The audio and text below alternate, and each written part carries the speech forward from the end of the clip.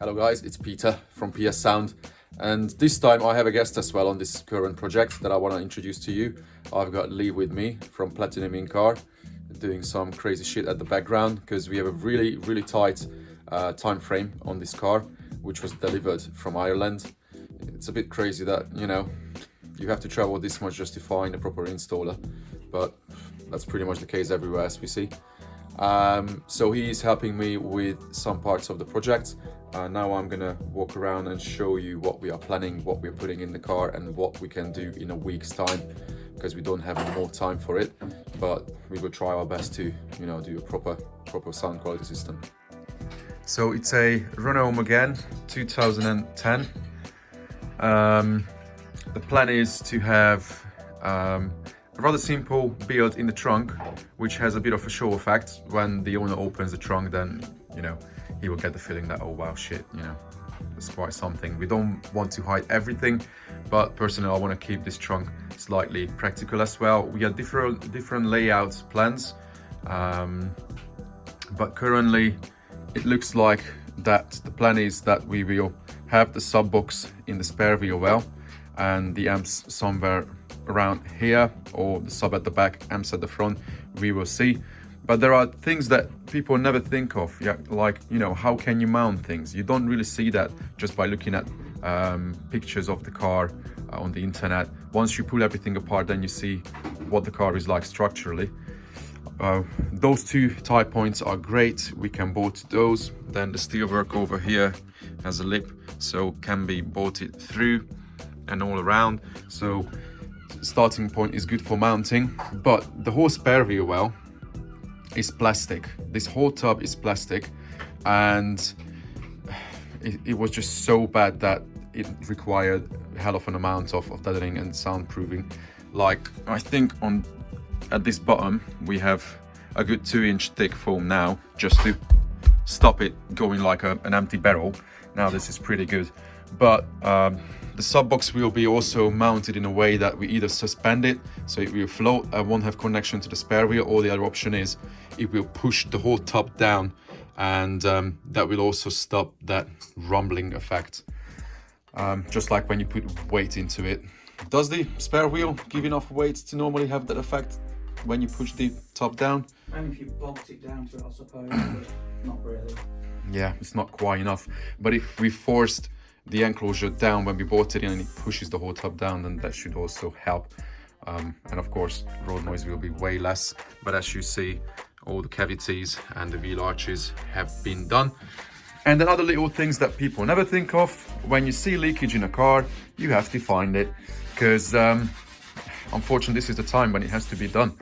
Once everything is put back in, it's a bit more difficult for garages and mechanics to find leakage problems. And most of the times it's the light, but it's not, because the light doesn't have any sealing around it. It's just like an add-on onto the chassis, and we had to pour water down yesterday just to find where the water comes in. And it's pretty crazy that it actually comes through that point, that little gaps through the metalwork of the car, and you could see it flowing down like a rainfall. These areas were, Jesus Christ, it was so obvious to see the signs of the watermarks that I had to clean that out. And then once the water built up there, it was flowing down all the way down to the spare wheel well. At least there was nothing to worry about, like rusting parts, because it's all plastic. But still, you don't want to put in equipment into this area when you have water coming into the car, and then everything is damp in the car. So that's gonna get fixed now. So that's the trunk, where we will have a Helix Q12W in a sealed enclosure, probably with the magnet facing out, because you want a bit of a show effect. And we have the Helix V8 8-channel amplifier with built-in DSP, with an additional M1X monoblock, Helix monoblock, which we run the subwoofer. So it's pretty simple, should be rather quick as well. Up front, all right, you can see the signs of the preparation for the mirror backs that Lee's working on. We will show that probably tomorrow when it's in a better shape. but the mid-range Micro Precision 5 Series mid-range wideband mid-range speakers will be in the sales.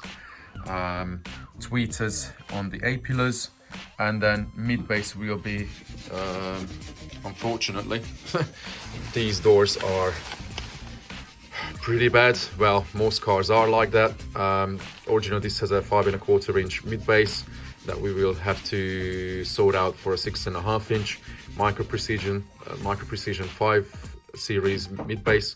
The tweeter is also from the 5 Series, so it's a full Micro Precision 5 Series front end. And unfortunately the whole door is really thin. It's horrendous. I can show this one to you. The inner skin is so flimsy that even if you put a steel mounting onto the inner skin, everything would still just flex. So yeah, I leave that to the end. I'm not looking forward to that, especially when you have a tight time frame. We will see what can be done. We will have director somewhere up front, in front of the gear stick. There's a cheap Pioneer head unit for radio duties and DAB.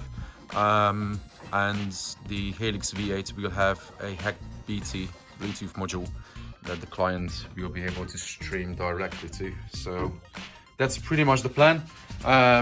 Please subscribe to the channel if you're not subscribed yet, because I try to give you daily updates on this project now. So you will see what was done every day, where the project is, and then this way you get a better insight into what it really takes to have a proper system built into your car. Because I always say how many days I work on a car, but most people go over it and they can't imagine why we spend 10, 15, sometimes 30 or 40 days on a system. So this is it for today, guys. Subscribe, follow it, please feel free to share it, and then see you very soon, hopefully tomorrow. Take care.